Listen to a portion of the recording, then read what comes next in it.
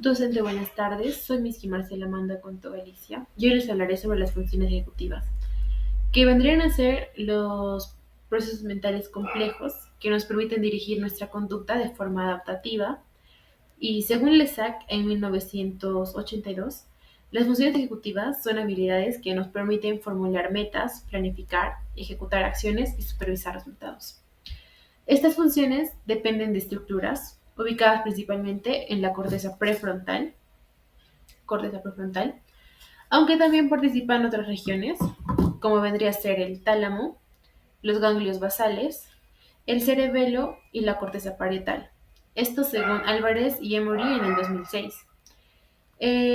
Desarrollaré las 6 funciones ejecutivas. Empezaré con la planificación, memoria de trabajo, inhibición, flexibilidad cognitiva y toma de decisiones y monitorización. La planificación, según Goldberg en el 2021, es la capacidad de anticipar acciones y organizar pasos para alcanzar una meta.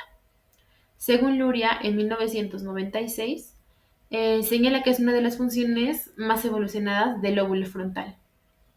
Las bases cerebrales serían la corteza prefrontal dorsolateral derecha, la corteza cingulada anterior, los ganglios basales y el área 46 de Brodmann. Las pruebas que se utilizan para medir esta función ejecutiva vendrían a ser 3. La primera es la Torre de Londres, que evalúa la habilidad para planificar pasos, resolver un problema y en el que se le pide al paciente alcanzar una configuración de meta moviendo las fichas dentro de un número limitado de movimientos.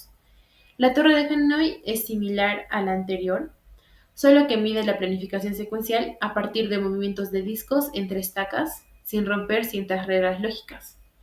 Y el tercero es el test de masses de Portues, que consiste prácticamente en resolver laberintos observando al sujeto cómo planifica o actúa por ensayo-error. Un ejemplo clínico para esta función ejecutiva vendría a ser que un paciente con lesión frontal puede fallar al planear unas tareas cotidianas como cocinar o hacer compras. La rehabilitación que se le puede dar a esta función ejecutiva son prácticamente ordenar secuencias lógicas, planificar tareas diarias y hacer juegos de estrategia. El segundo vendría a ser la memoria de trabajo, y según Baddeley y Hitch en 1974, es la capacidad que tiene una persona de mantener y manipular la información temporalmente. Según Cowan en el 2005, es lo que amplía, que integra la información activa al conocimiento previo. Las bases cerebrales vendrían a ser la corteza prefrontal dorsolateral, los lóbulos parietales, el área de Broca y las conexiones entre tálamo e hipocampo. Las pruebas que se utilizan para la memoria de trabajo vendrían a ser el dígito en reverso del Waze, es en el que el paciente escucha una serie de números y debe repetirlos en el orden inverso, lo que exige la retención y la manipulación simultánea. El MBAC test se presenta en una secuencia de letras y se le pide al paciente detectar si una letra coincide con la que apareció n pasos atrás, y esto evalúa la carga cognitiva. El PAS es en el que el paciente escucha números secuenciales y debe ir sumando cada número con el anterior, lo que evalúa el procesamiento auditivo y la memoria de trabajo. Un ejemplo clínico con respecto a esta función ejecutiva es en el que, en el caso de la esquizofrenia, hay dificultad para mantener conversaciones complejas, según Barch y Caesar en el 2012.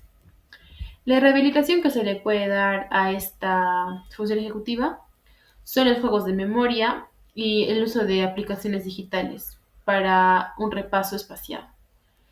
La tercera función ejecutiva vendría a ser la inhibición. Según Miyake et al. En el 2000, es la capacidad de suprimir conductas automáticas no apropiadas. Y según Berkeley en el 2012, la define como la función base para autorregular la conducta. Las bases cerebrales que funcionan en esta función ejecutiva son la corteza orbitofrontal, la corteza prefrontal y ventromedial, el núcleo caudado y la vía frontoestrial.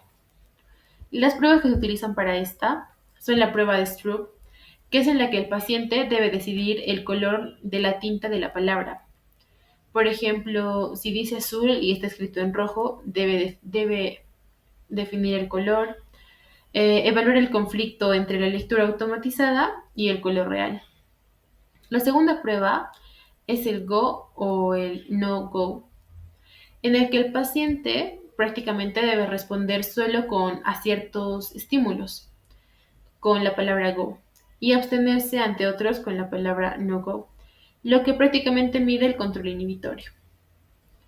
El tercero es el Strobe Signal Task, que mide el tiempo que tarda una persona en detener una respuesta iniciada, evaluando el control y la inhibición. Un ejemplo clínico sobre esa función ejecutiva vendría a ser el TDAH, que es en la que el paciente presenta dificultad en esperar turnos o controlar impulsos verbales, según Aaron et al. En el 2004. La rehabilitación que se le puede dar a esta función ejecutiva son los juegos como Simón dice o tareas con semáforos o autocontrol. El cuarto vendría a ser la flexibilidad cognitiva. Según Diamond en el 2013, es la capacidad para cambiar entre tareas, reglas o marcos. Según Monsell en el 2003, es lo que le permite el cambio eficiente entre tareas y alternancia atencional. Las bases cerebrales que se encuentran en esta vendrían a ser la corteza prefrontal dorsolateral, la corteza cingulada anterior, los lóbulos parietales, el cuerpo estriado y el cerebelo.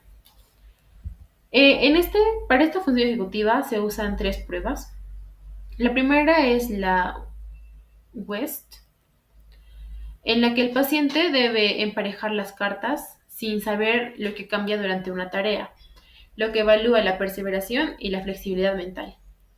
El segundo es el Trailing Making Test, la parte B, en la que se conecta en orden alternado entre letras y números.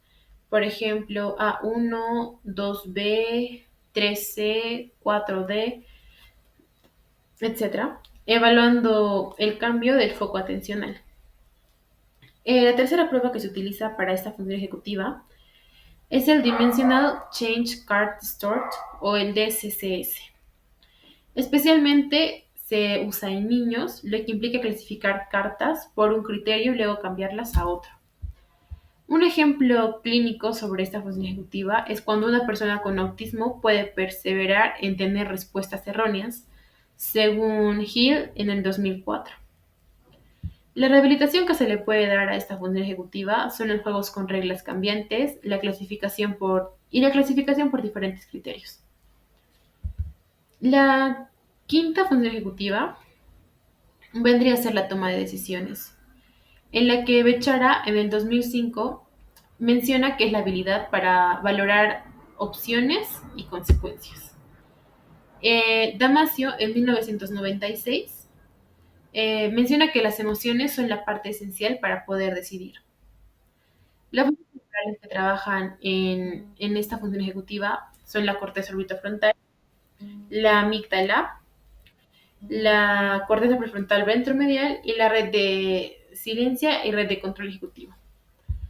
Para eso también se utilizan pruebas y son las siguientes. La Lower Gambling Task es en la que el paciente debe elegir entre mazos de cartas con ganancias y pérdidas, descubriendo cuáles son más rentables a largo plazo, lo que evalúa las decisiones con retroalimentación incierta. El segundo o la segunda prueba vendría a ser el Cambridge Gambling Task, que se representa en las probabilidades explícitas y se mide el riesgo que asume el sujeto, separando la impulsividad y el razonamiento. El tercer test o la tercera prueba vendría a ser el BART, es en la que el paciente infla un globo virtual por puntos, pero si este explota pierde todo, lo que evalúa la propensión al riesgo. Un caso clínico con respecto a esta función ejecutiva vendría a ser las personas con una lesión orbitofrontal que eligen mal, incluso teniendo la información clara. Esto según Fellows y Farah en el 2005. La rehabilitación que se le puede dar a esta función ejecutiva son el análisis de casos, los juegos de simulación y un debate guiado. La sexta función ejecutiva es la monitorización. Según Suits y King en el 2012, es la capacidad de supervisar y ajustar la conducta. Según Stutz en el 2011, esta vendría a ser esencial para la metacognición y la detección de errores. Las bases cerebrales que se usan vendrían a ser la corteza cingulada anterior, la corteza prefrontal medial y el precunio parietal posterior. Para esto también se usan tres pruebas. La primera prueba es el task switching, que es prácticamente el poder cambiar entre tareas con rapidez y precisión, lo que evalúa el cambio y la detección de errores.